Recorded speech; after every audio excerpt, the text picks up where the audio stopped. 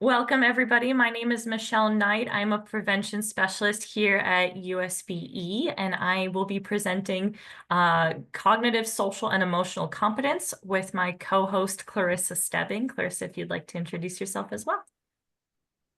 Hello, everyone. Welcome. Today, I'm Clarissa Stebbing. I'm also a prevention specialist here at the State Board of Education and am looking forward to presenting and learning from all of you today.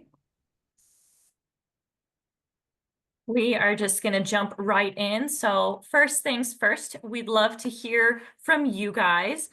Please introduce yourself in the chat by sharing your name, your school district, your role, and would you rather live under the sea or in space?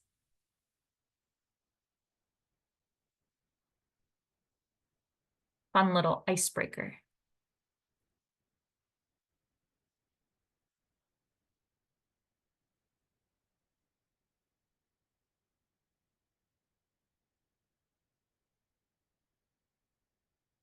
McKinley, you and me both. Space for sure.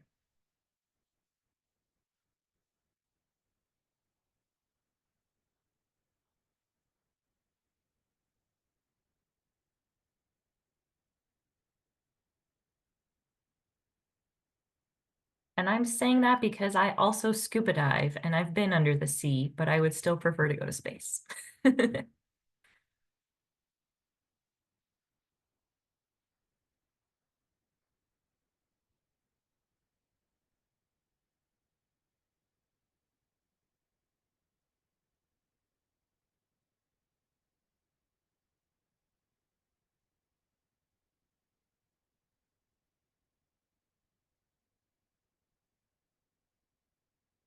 All righty, perfect. Feel free to keep on putting that stuff in the chat. We'd love to hear from you, but we are just going to jump right into our agenda. So first things first, we are going to do an overview of the protective factor, cognitive, social, and emotional competence by myself as well as Clarissa. And then we'll be hearing from Dr. McKinley Withers on promoting social connections and cognitive, social, and emotional competence in Jordan School District. And lastly, we'll do a Q&A at the very end.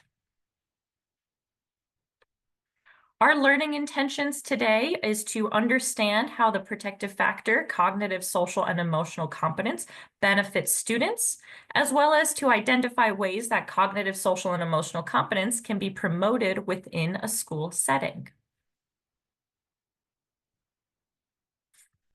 So both cognitive and social emotional competencies are crucial for academic and life success, and students develop these best through interactions with adults who provide warmth, consistency, fair structure, encouragement, and positive social boundaries. Cognitive competence includes skills such as reading, writing, problem solving, logical thinking, reasoning, future orientation, planning, and working memory, while social and emotional competence involves regulating emotions and behaviors, empathy, positive relationships, effective communication, self-awareness, self-esteem, personal agency, coping with difficult situations, and understanding emotions in oneself and others. Some benefits of promoting cognitive, social, and emotional competence at schools are cognitive and social emotional competencies are crucial for student success. Students with these skills perform better academically and have fewer behavior challenges. And these competencies also prepare students for success in adulthood. Schools have been traditionally focused on building cognitive competency, and there are a wealth of resources provided to educators to assist in best practices in that regard. As a result, this PowerPoint focuses mostly on the social emotional competence. But school-wide implementation emphasizes importance and highlights the need to address both in competencies in students, implementing programs ensure Utah's prevention requirements like the Positive Behaviors Plan, Suicide Prevention Program, as well as BOTVIN life skills training are in place. We want consistent responses and demonstrate warm and consistency. as well as fair discipline. So maintaining consistent and fair disciplinary actions, consider restorative practices fair process. Additional school-wide implementation strategies are data examination, so examining data from the latest school climate survey, professional learning by providing opportunities for staff to learn how to help students develop competencies, as well as staff development, so offering opportunities for staff to enhance their own cognitive and social emotional competence. What does your school or district do to foster cognitive, social, and emotional competence at school?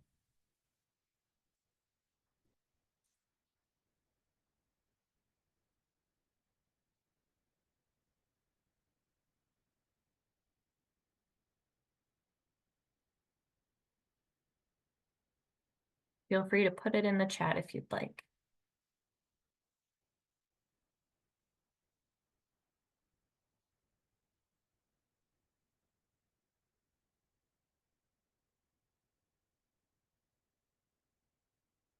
In the chat, we have push in and pull out social skills for students that have tier 3 needs, leadership trainings, professional development, always learning and modeling behaviors, just like those mirror neurons.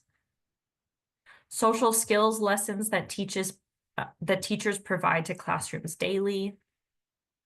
These are all excellent.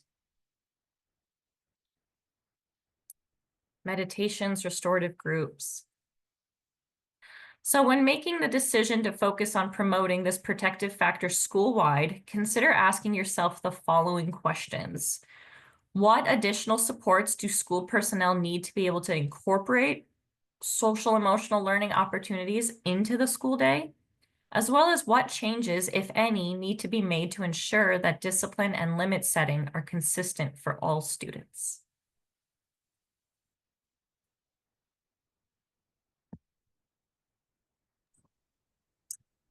All right, so now that we've talked a little bit about how we can implement this protective factor on a school-wide basis, we want to narrow it down and think about classroom implementation. So we have a few strategies here that we'll be sharing. Feel free to pick a couple. Of course, you probably won't be able to implement all at once, and some may not be appropriate to your setting. So you know your school setting, your classroom setting more than we do. So take what works for you. Maybe experiment, try a few things out. The first suggestion that we have is to incorporate one or more elements of Utah's PCBL framework into the classroom. So how many of you are familiar with Utah's PCBL framework also, which stands for Personalized Competency-Based Learning? I'm seeing like some, maybe a little bit, some head nods. I don't see a whole lot of faces, so there might be some of you nodding and I just can't see your face. But so what this is this is a framework that can be utilized, which has a number of highly effective teaching strategies and they help promote both cognitive competence as well as social and emotional competence. And so we will be sharing the slide deck with all of you within the next few days. And I really encourage you to go to this link here and just click on that link on this slide deck. It'll take you to a document which goes over Utah's PCBL framework, and embedded within that document are a number of different evidence-based strategies that have been shown to be effective in promoting student academic growth, as well as social and emotional learning skills. So definitely something to check out. The next strategy that we want to suggest to you is and I saw some of this in the chat already, is to model social and emotional skills and incorporate opportunities for students to learn and practice skills throughout the school day. So just learning about the skills really isn't enough to actually learn it and to know it well. So having those opportunities to practice is really a great way to learn how to interact with other students, to learn about emotional regulation and these skills. The other suggestion we have is to consider implementing an evidence-based program or curriculum that has been shown to increase students' social and emotional skills. There are a number of programs out there that have been shown to increase students' social and emotional skills, so you can potentially implement that in the classroom. Next slide. All right, just a few more strategies that we have, and then we'll give you an opportunity to share the strategies that you have. So be thinking about what you've been doing.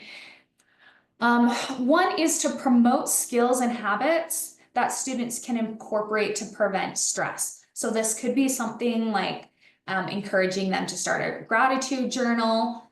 Physical activity is a great way to prevent stress. Mindfulness routine is another great way to prevent stress. Good nutrition, all of these things that are good for our bodies can be very helpful in preventing stress. And so we can help promote those skills and those habits for our students. Additionally, demonstrating healthy coping strategies for self-regulation in the moment when students are feeling stress or experiencing difficult emotions. So this might be something like box breathing, if you're familiar. That's when you inhale for 4 counts, you hold for 4 counts, you exhale for 4 counts, then you hold for 4, and you just continue that. They call that box breathing. And so that is one thing that a student can do to help self-regulate if they're feeling difficult emotions or feeling very stressful. So for example, a number of our students may experience test anxiety. And so by teaching them different breathing techniques in that moment, that might be helpful for them. Something else that you could teach potentially for test anxiety or other self-regulation is talking to yourself in the third person has also been shown to help regulate emotions. So perhaps they're taking a test, they could say to themselves, hey, you've studied for this test, you know the material, just start with question 1. That can help regulate those emotions and work through the stress that they're feeling in the moment. Okay, so we want to hear from you. We only gave you 5 suggestions for implementation in the classroom, so we'd love to hear additional suggestions that you have to foster cognitive, social, and emotional competence in the classroom. Feel free to come off mute or just go ahead and put it in the chat.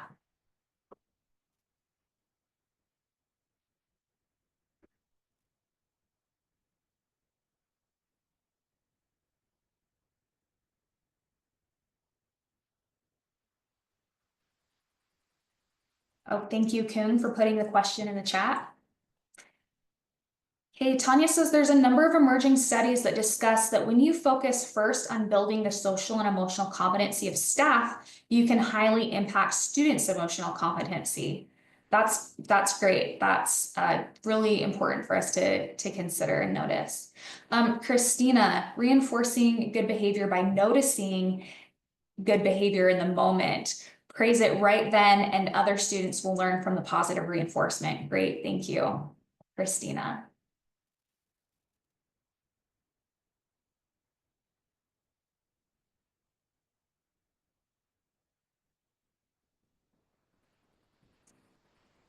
All right, demonstrate strategies that work for you as the teacher when you feel overwhelmed or stressed. Yes, I think adding that personalization of, hey, this has worked for me, this is what I do, go ahead and try it, experiment, see if it works.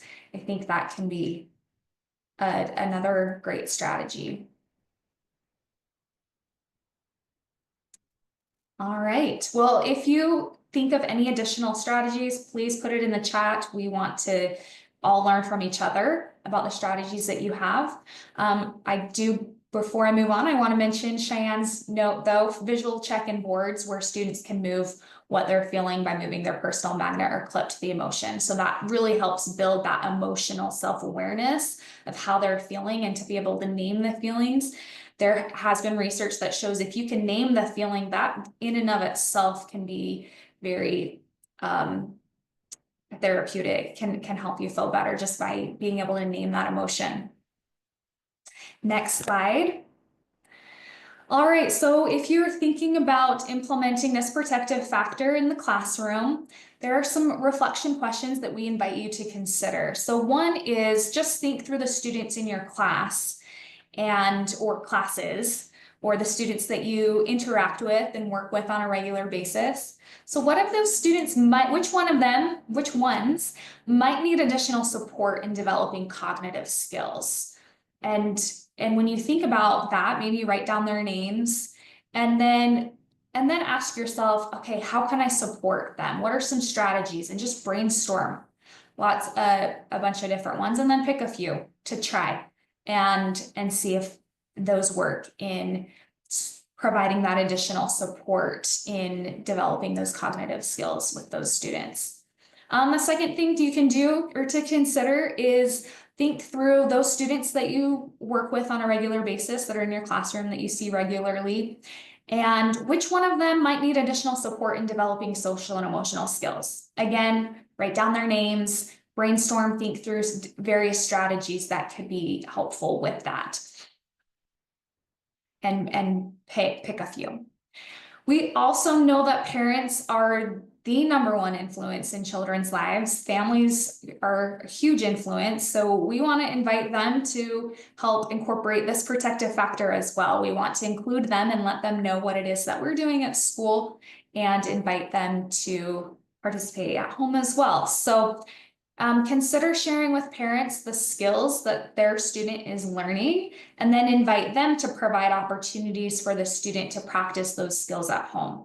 So if you are learning about conflict management skills at school, share that with the families and then invite them to, if they notice there's conflict at home, invite the parents to invite their student to use the skills that they learned at school to manage that conflict. Second, consider encouraging parents to help their students express their educational needs and their educational wants, and include with that how to ask for additional support. So the parents are encouraging their students to think through about what is it that you need with your education? What is it that you want with your education? Okay, now here's how you ask for that support if you need additional support. And then third is encouraging parents to support their student in identifying their student's strengths, as well as their opportunities for self-improvement related to their student's learning goals. So if their student has specific goals, okay, let's think through about what are you doing really well to reach that goal? What are some areas to work on and to focus on in order to reach that goal? Maybe some, again, opportunities for growth.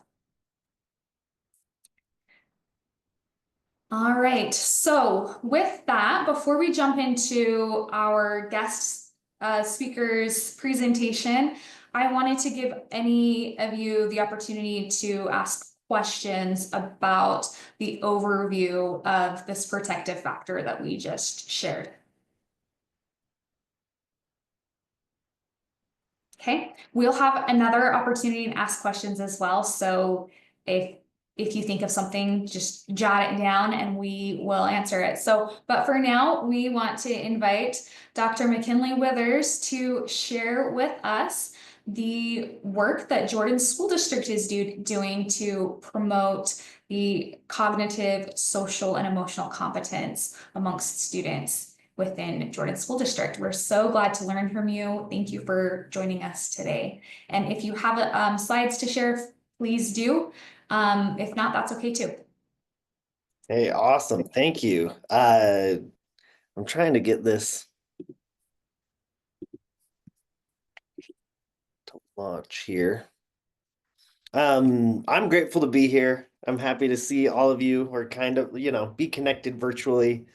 I'm also really grateful that Clarissa and Michelle set this up and teed it off really well with some strategies and ideas for all of us. Because I tend to veer into the philosophical realm too much sometimes. So having some really concrete strategies to kick us off, I feel like we're gonna get what we need from all ends of the spectrum. So let's see if this worked. For some reason, when I present it, it's making it all funky.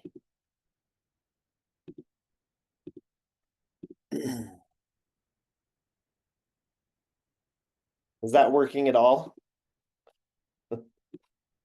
No. It says to enter full screen mode. Doing that now. So we see a sun with JSD, SCW. Perfect. Okay, cool. Well, that's what I was hoping. Yeah, I have like really warm slides because we went through this process this last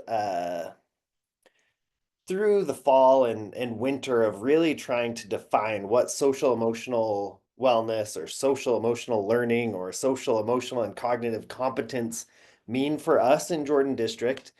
And we've landed on a sun analogy for now because the more we've engaged with this type of work, the more we've recognized and realized that providing tools, resources, support, education is a lot like the sun shining because we're really just fostering the conditions in which students themselves have to practice, try out, implement, and learn and try these things. Sitting through a mindfulness lesson does not necessarily acquire the skills, but it is kind of like, we allowed the sun to shine for a little bit, and hopefully over time that will foster actual growth. So here's some of our lessons learned. So I started in this job in 2018. And it's been a variety of expressions. It's taken on a lot of different forms since I was first hired. Primarily, initially, I was hired to address suicide prevention. And as we all know, because you're in this webinar right now, you cannot just target one little small aspect of prevention without broadening that and recognizing how interrelated all of our efforts truly are. So we started early on with, I'm calling it 7 years of experimenting because different grants, different funds, different expectations from the community, different expectations from district leadership. We are all dealing with a rapidly changing culture. And a rapidly changing culture means we are rapidly trying to figure out what to do about this rapidly changing culture and what actually works to support students who are also dealing with this rapidly changing culture. So, one thing that we've just realized, and I try and remind myself of this, um, whether or not we're calling it a certain name, and we've landed on social emotional wellness for now. We'll see how long that sticks. Um, whether or not we're calling it a certain name, it's happening all the time, regardless of what we're doing. Social, emotional, and learning or cognitive skills are being taught 100% of the time. Uh, what we get to decide is whether or not those lessons are actually supporting well-being, or if what we're learning is we avoid conflict, we ostracize people when they do something wrong.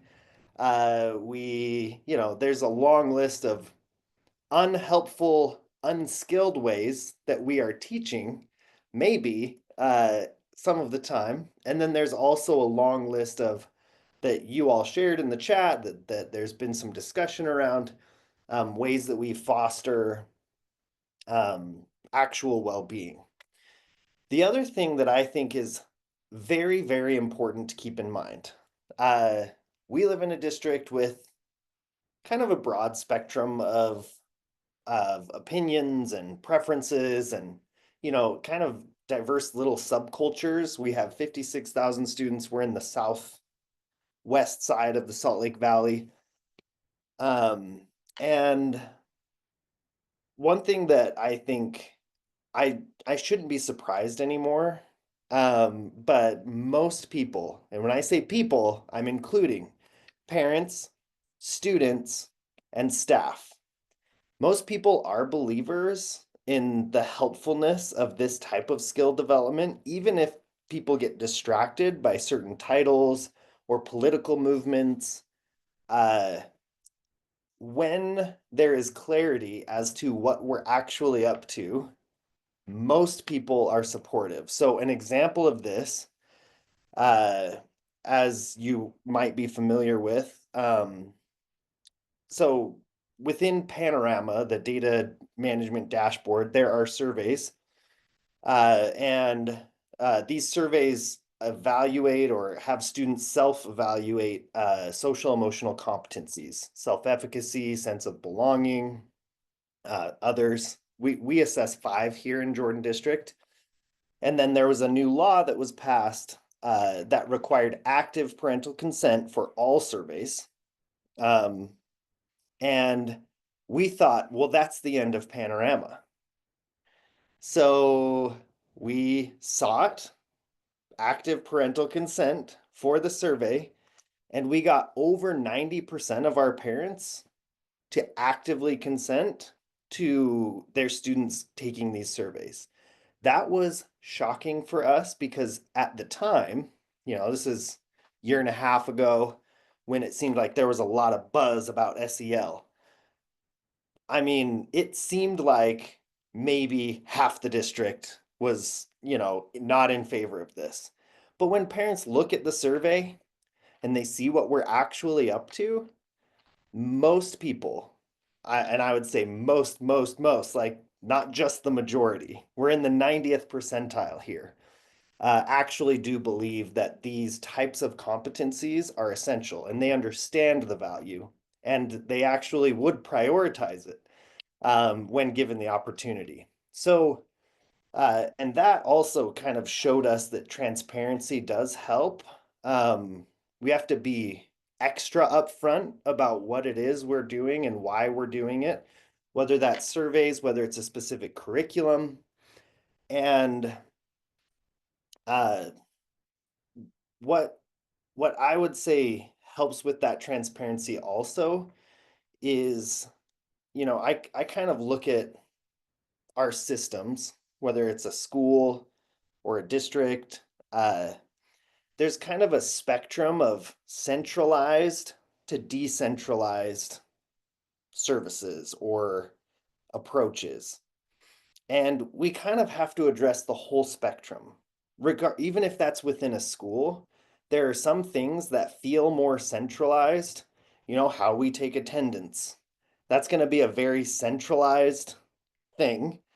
And then on the decentralized end, that's going to be, how we greet each other or, just those really personal day-to-day things that you can't really make a program for, everyone will say what's up at 10:05. You're not going to centralize something like that. So the warmer things tend to come from the decentralized end of the spectrum. So we've noticed that people are generally more trusting of their closest point of contact. So if we're going to try something and make it come from the district, I'm not going to have the personal relationship with 56,000 students' parents that each of their teachers actually already has. So depending on and supporting that decentralized side, I believe has been really helpful. Um, the other thing, authenticity and autonomy are essential. And when I say authenticity, I mean allowing people to put their personality into these practices. Because having a program or a specific curriculum that's taught school-wide that is on the, more centralized side is not a bad thing. Um, but if it doesn't feel authentic to the educator, it will not feel authentic to the student, and it won't have the intended impact. And overall, I think all of us in this realm can give ourselves and each other a little more compassion and a little more grace because we're just trying to figure this out. You know, there's a lot that's changed, and it's rapidly a changing culture, like I was saying, and uh more and more I think it's okay to be in a space of not really knowing how to do it right because no one knows. None of us know what the right way to perfectly develop, social and emotionally and cognitive competent individuals. And allowing for that can give us a little more creativity, can make our work a little more fulfilling by approaching it from that softer lens of we're just doing the best we can.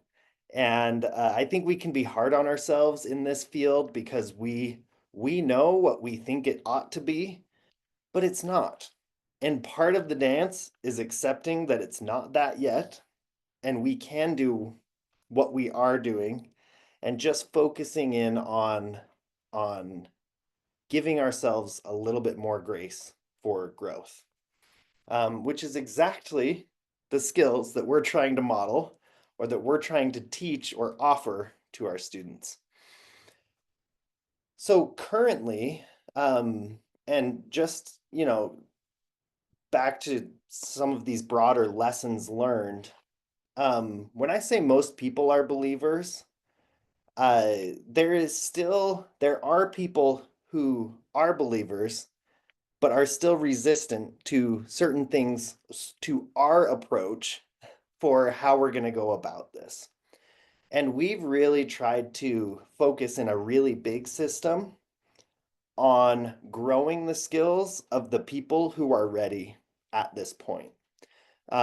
Because we all have limited time, energy, and resources, and it's not that we don't want, skills district wide.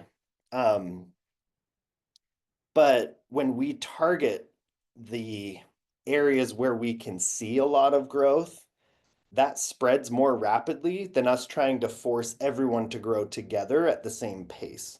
So we have a variety of strategies for which we've tried to facilitate that. So for example, we applied for and got the prevention grant. And most of that money was to uh, offer a tier 1 prevention curriculum, which essentially is a skill building curriculum. So we're offering social, emotional skills in the classroom, but then we're allowing the schools with parameters to determine if they would like to take advantage of that and which of the curricula that qualify they would like to implement. That allows for it to be authentic to their school, their community, their school community council, get some buy-in. When the parents, even though the principal already has a preference, when the parents sit in on that decision-making process and they were a part of it and they are from the community, it is way more effective in implementation and buy-in. So we allow that for the schools to own the decision, but we support them. If it doesn't have evidence or it's a curriculum that really doesn't meet the criteria of the grant, they're on their own paying for it, but we allow for those subgrants. But then we use that cohort of people to really just hone in our support for the people who are trying this out in the way that we can support them. Because we are then familiar with the programs that they've selected. So that's just a few things that I used to get really frustrated by trying to do it all and change it all and get the whole system to do everything the way I thought was best. And the more I've softened that and brought myself back into supporting them. I don't know what it's like to be at their school. I don't know what it's like in their community, but I can support them in growing what they can grow. Again, kind of that more sunshine approach. Uh, so this is just like for my own sake, this is just philosophical because when I was trying to break down social, emotional, and cognitive supports, I can't. I cannot differentiate them in a really defined way. Because even though it's helpful to separate these things out when we're trying to determine what skills we're building, there is no separation between what are social skills for me and how that affects my emotional life, or how my emotional skills affect my social life, or how my cognitive skills, my appraisal, my thoughts about any situation or any uh, challenge that I'm trying to navigate, that inevitably affects how I feel, and that inevitably affects how I relate to others. So, to be competent socially, emotionally, or cognitively is this, it's that graphic, you know? And there isn't really uh the reason that's helpful for me is I think we can overwhelm ourselves with what we are or aren't doing. But when it comes down to it, teaching, modeling, supporting, reinforcing a social skill develops competence across the spectrum. Because if I feel competent socially, I am more able and capable to navigate a regular like group project where I'm learning a lesson about something else. And that's going to develop my cognitive competence better because I had that social competence. And that's true for emotions too. Anytime I have some little skill, and we covered several at the beginning of this webinar.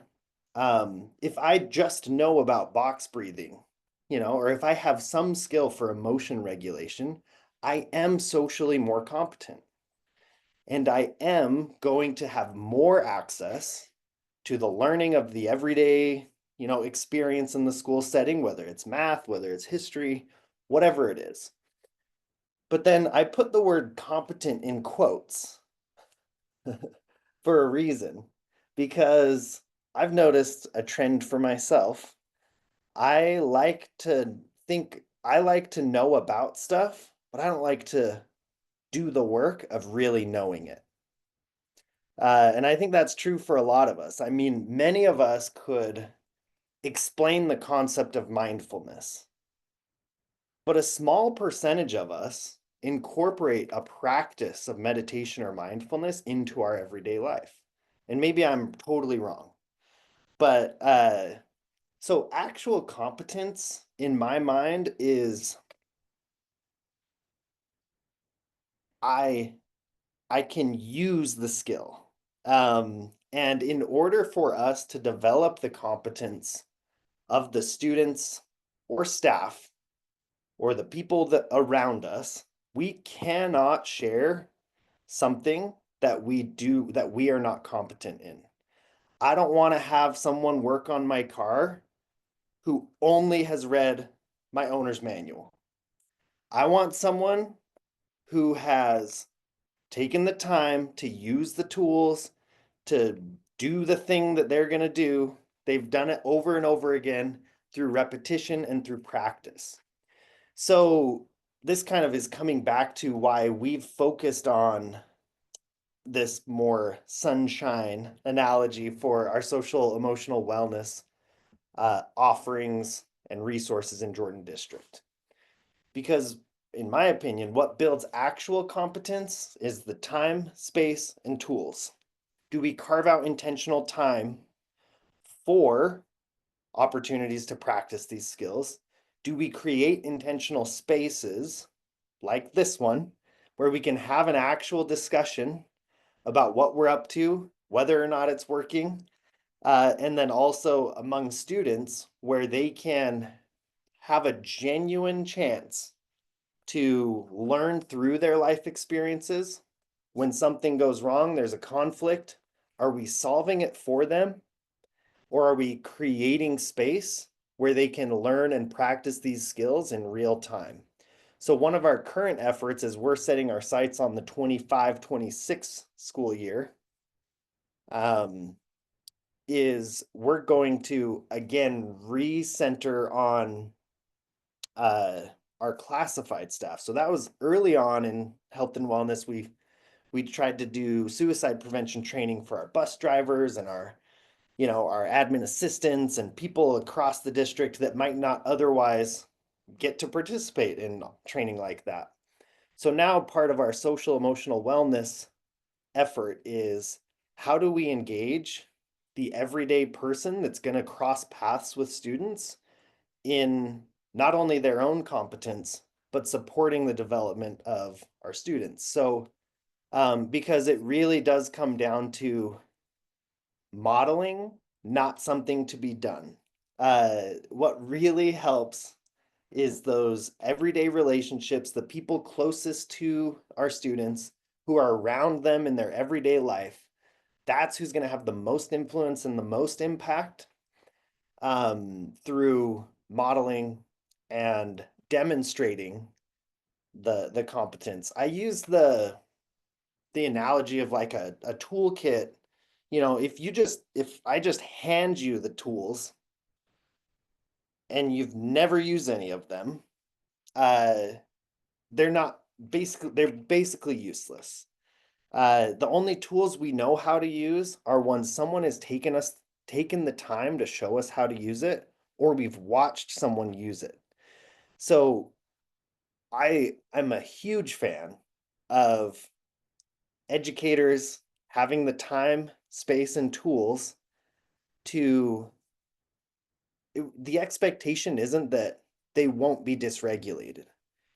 But I love the idea of a whole education system where educators feel comfortable, they have the space and they have the tools to be upset, that's fine, but to take the time to regulate, to make a mistake and make it right, because the most potent learning is happening not when we talk about conflict resolution, not when we talk about self-regulation, it's when we do it.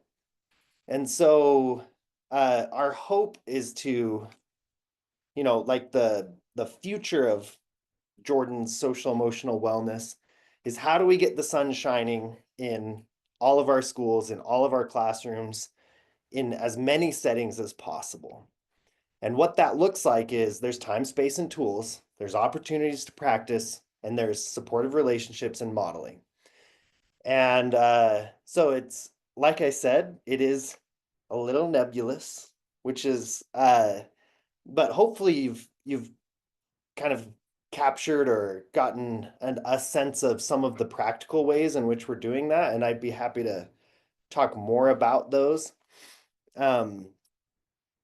So I guess the big question that we recenter on is what intentional adjustments, because again, social emotional skills are always being taught no matter what. How we relate to ourselves and others, we can't get around that lessons are being taught. So what intentional adjustments could create the conditions for growth and competence that actually would support well-being?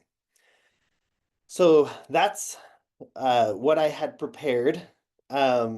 If Michelle or Clarissa have anything to add or questions that would that are for me, I'm open to that.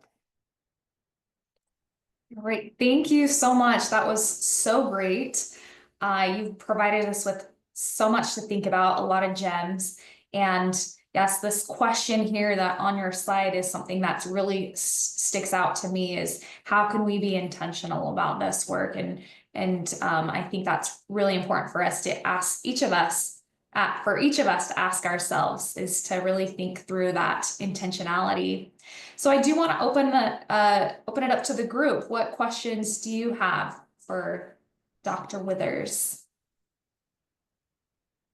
Feel free to take yourself off mute or put your question in the chat.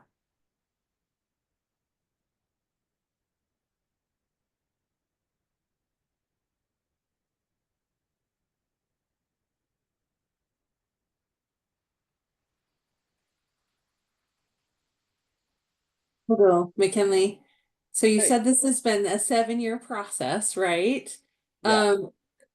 For those who are just starting, do you have suggestions about what would be the most impactful place for them to maybe start this type of initiative? Well, I have opinions, which is what I'll share.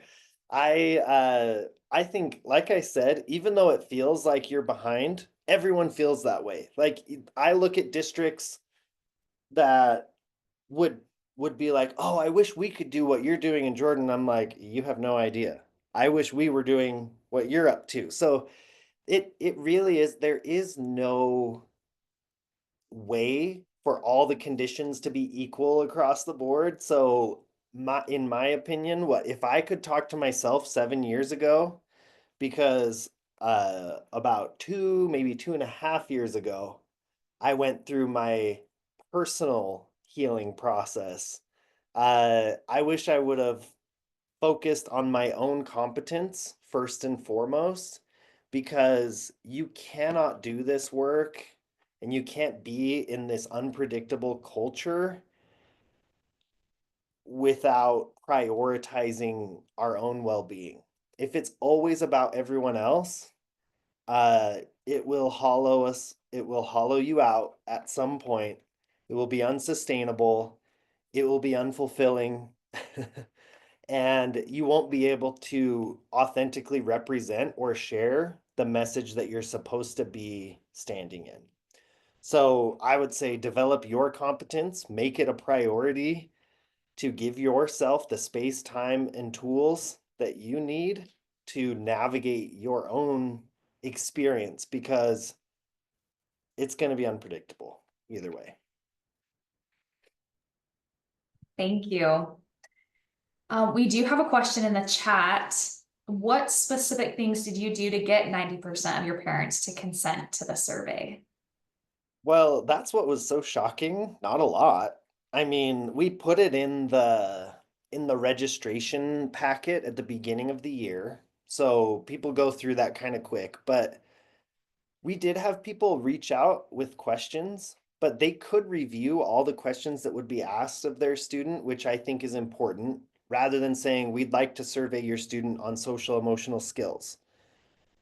It says, "Here's all the questions we're going to ask if you'd like to review them. Here's the purpose." I think we have to be very clear about the purpose, because that, if the purpose is, we want to know if your student feels safe and happy and healthy at school, like parents want that too. But if we never state it, it's like, well, why do they want to know? What do they want to know? What for? So being really clear about survey, so it just states the purpose. It gives a chance to look at every question that would be asked, and then, which I think is a law requirement also anyway. But at the same time, uh, it wasn't an overwhelming question. It's just, we'd like to check in on your student, uh, and with your permission. But yeah, I'm rambling. So that's why it was surprising, is because we just put it out there, and then that was the result. So we didn't like have a game plan that was really well thought out, or like a marketing strategy. It just happened. Thank you. We have another question. Carla teaches character education to all 6 of their 6th and 7th graders. We are wanting to move to a whole school SEL or PBS type of delivery or program for our students. Do you know of a SEL school-wide program that is really working well in schools? That's a tough one, because yes, but I mean, in our district, I think there's like 4 programs running, and they are all very different. And those are all chosen by the schools with our support through the grant. But so I think there's still a few schools using Second Step. We have Wayfinder. There's a Character Strong, a couple of Character Strong. In Focus is used in a lot of schools. That's a local company. And Move This World is still used in a few of our schools, but they're all very different delivery wise and even content wise. Um, so really in this realm, any skill is a good skill, but if the community is going to buy into it, I think getting people excited about it is probably more important than which curriculum is chosen. That's just my opinion. Thank you. All right, any final questions? Hey, McKinley, when you do those community meetings, or when you've seen schools do those community meetings and have success with them, how do they bring the parents along? Because we all know, right, in this realm, that can be a barrier, and we want to be transparent, right, for parents. How do you see them doing that? Well, I think typically again it comes back to their point of contact that's most trusted is going to be their classroom teacher, their local principal.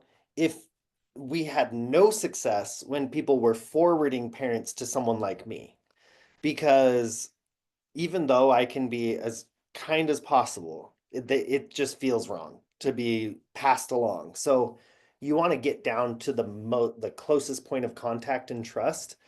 Um, but so back with when Second Step was uh, getting critiqued, and you know, not a single school had to pull that from using it altogether. Again, we offered for students to opt out, and I think worst case scenario, like the school with the most opt-outs, there was like 15. So even though it felt like everyone in the whole world is against this, there was like 15 kids at one of our schools was like our peak. But how they brought them along actually comes back to they by making it a school purchase, they have to use their school community council funds. So that means the parents had to be a part of the decision. And so the parents owned it, who were a part of the school community council. Thank you. Well, this has been so great. I've learned so much from you, McKinley. This was wonderful. Michelle, will you go to the next slide? Just want to share something. Continue on. Just a few more pieces of information for the rest of you. We, as I mentioned before, will be sharing out these slides for all of you. And so we've linked some additional resources so that if you are really excited about this protective factor and you want to learn more about the resources that are out there related to what we've been talking about today, we have some resources for you to dig a little deeper. So those are here. Next slide. This is our final webinar in our webinar series this school year, but we do have another opportunity for all of you to come and learn more about prevention generally and how you can implement prevention initiatives in a very strategic, intentional way. And we will be coming to you. So we'll be at 6 locations across the state in April, 6 different days. If you are interested in attending, go ahead and click on the link or use your phone to check out the QR code to register on Midas. Like I said, we'll be across the state. It should be a really great opportunity to meet in person and to learn additional ways that we can support our students. And then finally, if you ever have any questions or would like some additional support with your prevention work, with your promoting protective factors with amongst your students, please feel free to contact the prevention team. We are happy to help. So thank you, and we will release you a few minutes early today. Have a great day.